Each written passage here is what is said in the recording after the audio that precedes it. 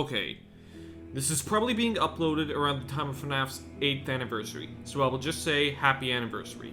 Now, originally I was going to make a big-ass video about how the FNaF franchise has gone incredibly downhill, from things like Security Breach being a dumpster fire, the mediocre books, the shitty development teams, the merch issues, the crappy artists, and Scott's mishandling of the series. However, over time, I started to realize the real issue was not the official stuff, or, well, mostly it is. It's the fans' fault. One of the topics I was going to talk about was the issue with the Fanverse, and just FNaF Fangames plus the recent drama that occurred. So instead, I'm here to do that topic as its own video, and this was mostly inspired by a video made by link in the description for that. One more thing before I get started is that this is not a hate video. This is a documentary on an issue I have with the series. Not all FNaF Fangames are bad, some of them are fucking awesome. And not just Fangames too, fan projects in general are awesome, and Special Strike is still one of my favorite things of all time. Alright, now that this intro is done, I present to you the monstrous problem with FNaF Fangames.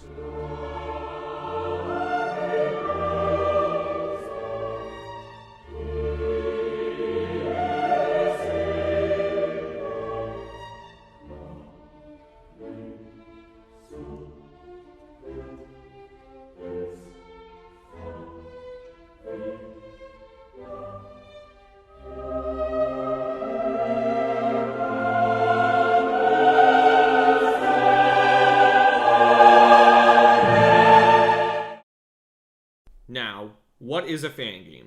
A fangame is a video game that is not made by the official creators of the game, but rather the fans of the franchise. The most popular example would be Mario fangames, even though Nintendo hates them. Although Nintendo made a game where people can make Mario fangames too. In fact, okay, that's not today's topic. Fangames have been around since the dawn of the internet, and that's probably a joke, but maybe it's not. I'm not gonna do research on that shit because I'm lazy, so... Anyways, FNaF is one of, if not the biggest indie franchises on the internet. It may have been deemed dead by some people, but when you think about it, that's actually a big lie. Now, if a franchise like Mario or Sonic could have fangames, of course FNaF would have its own, with the first and most popular one being Five Nights at Treasure Island, a crossover between FNaF and the popular Treasure Island / Abandoned by Disney creepypasta. FNaF Fangames got so popular that Game Jolt made their own category dedicated to FNaF Fangames, with the only other two games getting the same treatment being FNaF and Undertale. But the FNaF Fangames community still stands strong today, even their community getting over 1 million members on Game Jolt. After Treasure Island's rise in popularity, many fan games were created, such as Five Nights at Candy's, Pop Goes, and Those Nights at Rachel's. So with the rise of these fan games, this turned on a light bulb in the head of a man. That man was none other than Scott Braden Cawthon.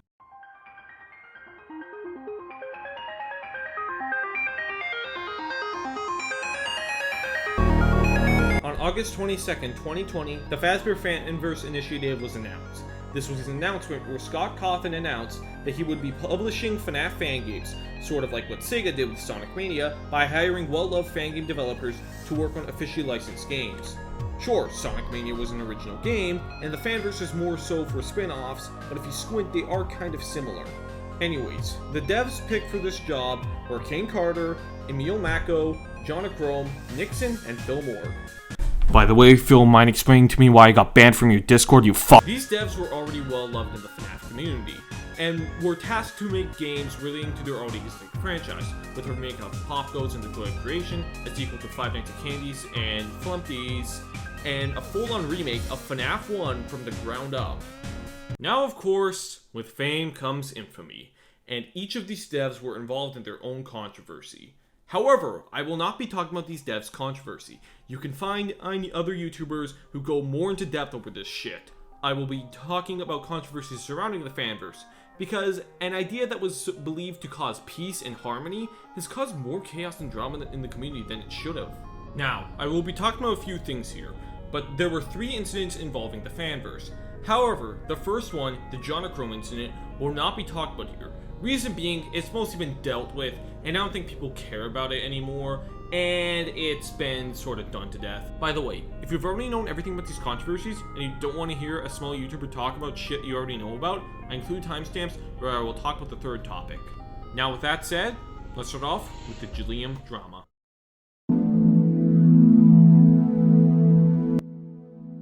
Liam, or I'm just gonna call him Liam for simplicity's sake, was the creator of the Final Night series, which was a series of fan games that was made to fill in the gaps that the core FNaF series could not answer/explain, or that's what I remember. This series was well loved by the FNaF community, and Liam became an icon in the FNaF community. Now, Liam has been in a bit of controversy recently. Earlier this year, or I believe last year, Liam was kicked out of his house by his father, so he made a GoFundMe to raise money for his home. This isn't really a controversy, and more so an incident that affected him very much, but now let's talk about the controversy towards him.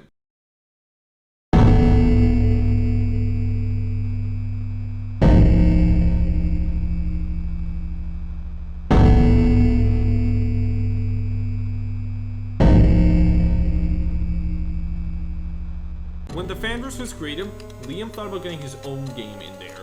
The game was called Aftondemolish. He gathered a team to help create his game, and the goal was to pitch it to Scott himself. They got in contact with him, and things were going swimmingly. Aftondemolish was planned to be a dark and gritty take on the FNaF series, and similar to how the Final Nights games were made to fill in the gaps for the games, this was also meant to fill in the gaps between FNaF 3 and FNaF 6 on how Springtrap became Scraptrap. The game was so ambitious and so cool that they were confident that this was going to be a success. However, was it too ambitious for their own good?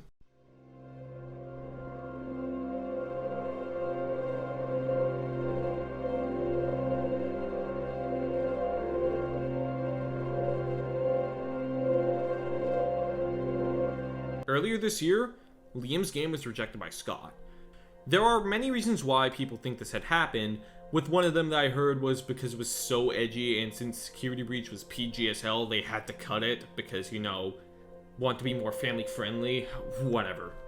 But the well-believed theory was that it was so ambitious, Scott could not fund the whole project, so it had to be cut. Now, I'm going to say this, but there was an NDA leak that happened after this incident, so I won't go too in-depth over this topic, because I don't want to get in trouble over this. I will link Theft King's video on this topic for you to watch for yourself if you are interested in this, but to put it short, Liam was heartbroken by this. He shared the pitch demo on GameJolt, and the game was very promising. And as I did mention, Liam was pissed by this, and he leaked an entire NDA on Reddit Discord. I wanted to find it when it was posted, but Liam was banned, I believe, when I tried to find it, so I guess that's a no-no. Plus, it's a good thing I didn't, since, again, I don't want to get in trouble over this. Now, okay, this drama is dead, and the demo is on GameJolt, plus it's updated, so you can play that. But now that the Liam drama is out of the way, let's talk about a more nefarious one.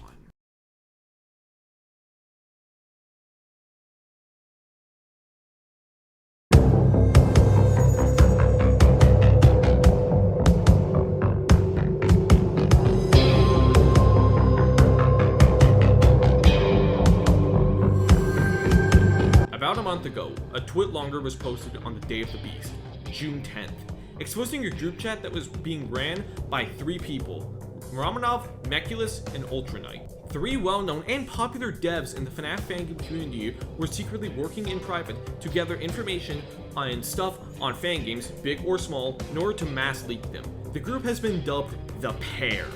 Keep in mind, these guys were already GameJolt celebrities, and to see them do something so damn fucking scummy was just a shocker. As soon as this news broke out, hell broke out too. Plus, these 3 devs had a vendetta against the Fanverse in particular, with their biggest punching bag being Kane. Keep in mind, I used to dislike Kane for some reasons, but as soon as this news came out, I was now on his side. Why they had this grudge was due to a theory that one of the artists that worked on Pop Goes was also working on Chompers, Ultra's game. This artist was dealing with a lot of stress, and since Pop Goes was the bigger game, they decided to drop out of Chompers and work on Pop Goes instead. This must have pissed off Ultra, and his goal was to ruin the fangame community, and boy, did his plan fail. These leaks got so bad that when news also broke out that the Pear leaked some Scott's personal information, such as photos of his kids, and even his fucking wedding video, Kane alerted Scott, and this caused Chompers to be rejected by the Fanverse. Wait, hold up! Yes, Chompers was intended to be in the Fanverse. Ultra had a big team similar to Liam, and they made a demo that was planned to be pitched to Scott. However, when Scott found out about these leaks, Scott declined Chompers. Shortly after this drama broke loose, one of the devs leaked the demo onto GameJolt for all to play. Now since this news has been loose, the members of the Pear have been getting what they fucking deserve. Romanov dropped out of Junior's development, and the game has been reposted by someone else. He also took his leave from the FNaF community and has been banned from GameJolt. Mech posted a big rant acting like he was the victim, even though he was also banned. And for Ultra, well, may the darkest pit of hell come to swallow him whole. So don't keep the devil with you.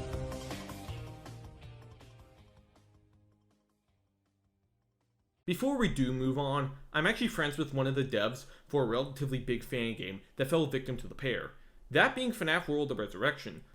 The friend I have in question is Bonton Studios, a large figure on GameJolt. To 1,000 followers. Chompers was supposed to collab with them, but when news broke out, the crossover was canned. However, these devs were pretty smart even before this whole drama broke loose, and they put Ultra in a channel where they could only talk about the collab. He did not get access to the dev channels, so therefore, Resurrections was safe. Plus, there was talk about how Romanov wanted to take out Resurrection, since it was and still is the third most popular game on GameJolt under the FNaF tag. Now this was more so me sharing someone's experience with Pear, and to give Bon a pat on the back. Now check out the Resurrection on GameJolt, and let's continue with the vid.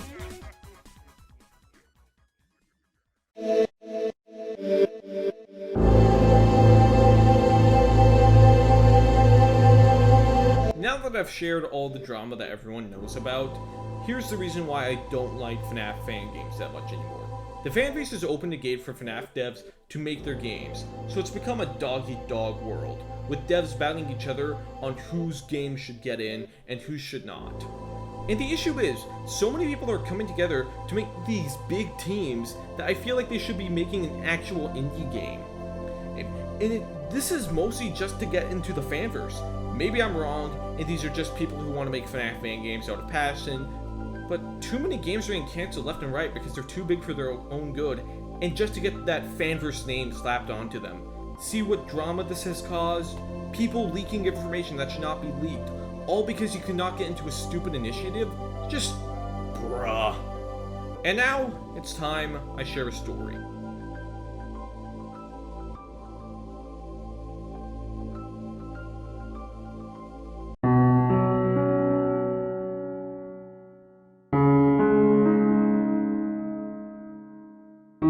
Listen, if you want to be a game dev and you have the idea to have it take place in a spooky abandoned building with creepy animatronics chasing after you and it's based off of FNaF, you do not have to make it a FNaF Fangames. If it takes place in the FNaF universe and has similar gameplay, then yes, it's a FNaF Fangame. But if you have your own characters, your own places, your own lore, then do not slap on that FNaF name, but make it your own. I'm currently playing out my own game that does take place in a creepy abandoned building and features a creepy animatronic, but am I making a FNaF Fangame? No. I want my own control over this, my own freedom. I didn't make this video to self-promote myself. I'm here to tell you that if you feel your fangame is too ambitious to be a FNaF Fangame, then strip away all the FNaF stuff and make it your own. If you don't want to listen to this goofy autistic YouTuber who used to make SFM shitposts, then listen to Markiplier himself. Like I say a lot with these games is they don't have to be a Five Nights at Freddy's game. If you have a scary concept, you can just make your own animatronics and sell it as your own game. It doesn't even have to be animatronics, it could be any kind of monster. That didn't have to be Fazbear Fright. That could have been any kind of strange building, you name it, whatever you call it, like you call it, I wanted to say Mickey's Pizzeria, but that would be Disney, and I don't think that's gonna fly. You could call it, Scott's Tots! Yeah, that's from The Office. And also Scott Cawthon might not like that. Sir Flubs-a-Lot. Sir Flubs-a-Lot Fun Fair. Sir Flubs-a-Lot's Fun Fair. And for some reason, you gotta go, it's on fire and you gotta go in there and get something out of it. It didn't even say what it was just like, you gotta get the real one out. It's worth more than my hat. And then you're done, and then good. If Mark can tell you to make your game an original idea, then make it a fucking original idea. Find people to pitch your game to, create a Kickstarter, do everything to make that game a reality. The internet is a wild place. You can find all sorts of people with all sorts of interests. So you know what that means? Make that beautiful fucking game real and believe in your hopes and dreams.